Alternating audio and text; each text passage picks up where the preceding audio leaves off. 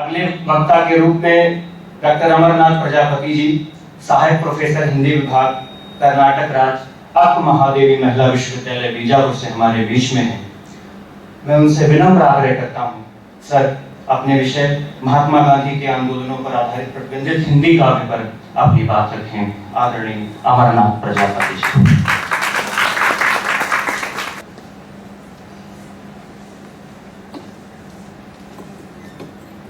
इस सभागार में उपस्थित सभी विद्वत्जन, गुरुजन, शोधार्थी एवं विद्यार्थियों को मेरा हार्दिक अभिनंदन है। मेरा विषय है महात्मा गांधी के आंदोलनों पर आधारित प्रतिबंधित काव्य। अब थोड़ा सा मैं एक काव्य की जो शक्ति है, क्यों प्रतिबंधित किया जाता है, काव्य में इतनी शक्ति क्या है कि जिसको सत्ता प्रतिबंधित करना चाहती है या उससे भयभीत होती है। तो सबसे पहले हम प्लेटो की बात करते हैं तो वहां जिक्र मिलता है कि प्लेटो ने काव्य का जो प्रभाव है उस पर बात रखी है, और काव्य की जो जादुई शक्ति है उसका उल्लेख करते हुए निर्मला जैन लिखते हैं कि प्लेटो प्रथम विचारक थे जिन्होंने कविता की रहस्यमय शक्ति और अक्षय जीवंतता को पहचाना। वे कविता में निहित जादुई आकर्षण शक्ति से पूरी तरह अवगत थे। तो मुझे लगता है कि कविता के पास या कोई भी कला, चाहे साहित्य हो, चित्रकला हो, या कोई भी कला हो, कलाओं से सत्ता इतनी भयभीत क्यों होती है? मुझे लगता है कि कला जो है जनमानस को जागृत करते हैं, सामान्य जनता के बीच में लोकप्रिय होती है, जिससे सत्ता भयभीत होती है। जब हम आदिकालीन काव्यों का भी अध्ययन करते हैं तो जो राजा होते थे उनके यहाँ चारण कवि हुआ करते थे और राजा के प्रशंसा के गीत गाया करते थे। तो जाहिर सी बात है कि जब औपनिवेशिक काल में आम जनता का गीत गाया जाने लगेगा, गांधी जी का गीत गाया जाने लगेगा, स्वदेशी वस्तुओं के प्रति गीत गाया जाने लगेगा, तो इससे तो सत्ता भयभीत होगी। और गांधी जी ने लगभग जितने आंदोलन चलाए, वो आंदोलन, गांधी जी के आंदोलन की सबसे बड़ी विशेषता थी कि कोई शस्त्र नहीं, किसी प्रकार की हिंसा नहीं, बिना शस्त्र से, बिना अस्त्र से आंदोलन करना, अहिंसा के माध्यम से आंदोलन करना और राजनीति का प्रतिरोध करना, यह गांधी जी की एक नई दृष्टि थी, जिसके माध्यम से पूरी सत्ता को भयभीत कर दिए थे। जब चंपारण के बाद असहयोग आंदोलन की शुरुआत हुई तो सबसे ज्यादा गांधी जी असहयोग आंदोलन से लोकप्रिय हुए, और यह आंदोलन आम जन लोगों में इतना प्रचलित हो गया, इतना लोकप्रिय हो गया कि जो कवि तो थे वो कविताएं लिख रहे थे, जो कवि नहीं थे, जो साधारण किसान थे, मजदूर थे, घर की स्त्रियां थी, गृहिणियां थी, वो सब भी किसी न किसी तरह गीतों के माध्यम से उस असहयोग आंदोलन में अपने आप को समर्पित कर रहे थे। तो थोड़ा सा हम गांधी जी के विचारों के बारे में बात करेंगे कि गांधी जी का यह मानना था कि कोई भी आंदोलन सिर्फ शस्त्रों से नहीं लड़ा जा सकता है। वो एक जगह हिंद स्वराज में कहते हैं कि दुनिया में इतने लोग आज भी जिंदा है, यह बात है कि दुनिया का आधार हथियार बल पर नहीं है, परंतु सत्य, दया या आत्मबल है। यानी कि सत्य, अहिंसा और आत्मबल के माध्यम से भी हम संघर्ष को जीत सकते हैं। अंग्रेजों का जो भी कानून था, जो भी उनके द्वारा निर्मित वस्तुएं थी, उसका बहिष्कार करके, उनके कानून का बहिष्कार करके, उनके वस्तुओं का बहिष्कार करके, उनके स्कूल कॉलेजों का बहिष्कार करके हम अपना आत्मबल वापस पा सकते हैं। क्योंकि भारतीय जनता भारत की मिट्टी में पली बढ़ी है, यहां से खुद रोटी, कपड़े, मकान की व्यवस्था कर सकते हैं। इसलिए गांधी जी की जो सबसे बड़ी चिंता थी मनुष्य की बुनियादी चीजों की पूर्ति करना, वस्त्र, रोटी। इसलिए गांधी जी ने चरखा, खादी वस्त्र उद्योग, कुटीर उद्योग और किसान मजदूर जो थे, जो अंग्रेजों के दफ्तर में काम करते थे, उनके लिए आह्वान किया कि आप छोटे छोटे रोजगार कीजिए, अपने लिए कीजिए, अपने देश के लिए कीजिए। हम अंग्रेजों के हर एक चीज का बहिष्कार करेंगे और सहयोग करेंगे, इससे बहुत जल्दी ही हमको स्वराज वापस आ जाएगा। लोगों ने गांधी जी के इस आंदोलन में सभी लोग कूद पड़े। बहुत सारे कवियों ने इस आंदोलन को लेकर गीत गाए, कविताएं लिखी, जिसमें एक काव्य संग्रह था देशभक्तों के गीत। उसमें कुछ ऐसी कविताएं संकलित थी जो कांग्रेस के सम्मेलनों में गाए जाते थे। इसको 1932 में प्रतिबंधित कर दिया गया।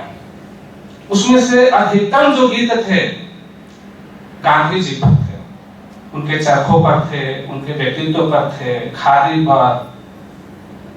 एक पंक्तियां है, एक लहर उठा दी भारत में इन गांधी टोपी वालों ने।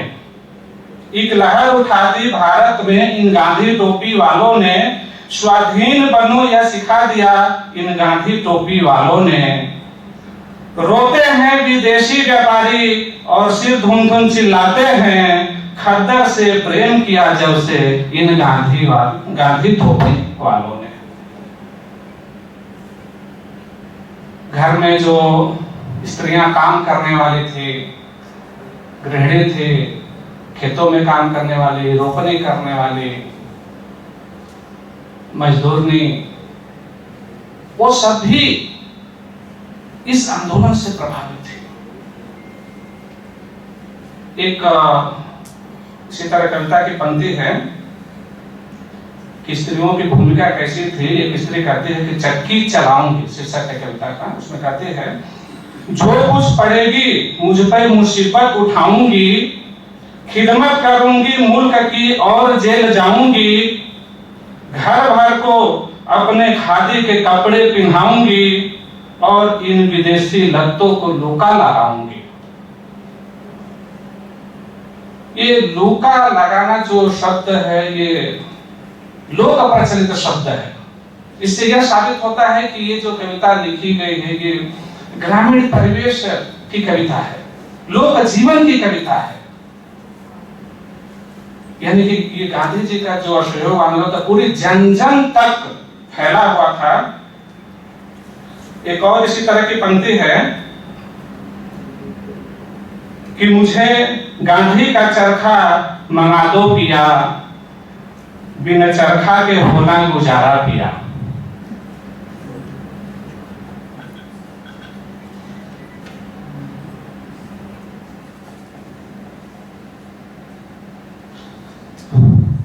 आगे देखते हैं कि गांधी जी के जो आंदोलन है, सभी जाति धर्म को एक करने के लिए, राष्ट्रीय एकता। क्योंकि अंग्रेजों का यह मानना था कि फूट डालो राज करो। गांधी जी अहिंसा के माध्यम से ठीक उसके विपरीत खड़े हैं कि हम पूरे भारत को एक करेंगे, चाहे वो भाषा का स्तर हो या स्वदेशी वस्तुओं का हो या जाति धर्म का हो, गरीबी अमीरी का हो, हम पूरे भारत को एक में जोड़ेंगे। इसी तरह खट्टर महिमा करके एक कविता है कि वतन की गुलामी छुड़ाएगा खद्दर, गरीबों की इज्जत बचाएगा खद्दर, हिंदू है ताना मुसलमान बाना, बिनावट में दोनों को लाएगा खद्दर। यानी कि खद्दर के माध्यम से हम पूरे भारत को, पूरे राष्ट्र को, समूची जनता को एक साथ जोड़ सकते हैं। गांधी जी का जो अगला आंदोलन नमक सत्याग्रह, जिसमें उन्होंने अंग्रेजों के नमक संबंधी कानून थे उसके खिलाफ आंदोलन किया और भारत में नमक बनाने की शुरुआत की। कहीं ना कहीं से हम इसको दो रूपों में देख सकते हैं। पहली बात की यह तो एक राजनीतिक रूप है, जो मनुष्य की सबसे प्राथमिक जरूरत है नमक, उस पर अंग्रेजों का अधिकार है। और दूसरी बात कि जो नमक के साथ एक भावना जुड़ी हुई है, एक मिथक जुड़ा हुआ है कि हम जिसका नमक खाएंगे उसके साथ गद्दारी नहीं कर सकते। ये भी एक लोग में बहुत प्रचलित मनोभावना है कि नमक के साथ वफादारी करना है।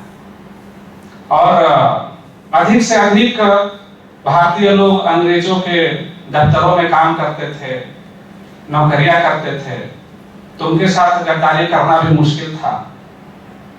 गांधी जी लगभग इन दोनों भावनाओं को समझ रहे थे। और उसी दौर में अगर हम देखेंगे तो प्रेमचंद की एक कहानी आती है, नमक का दरोगा।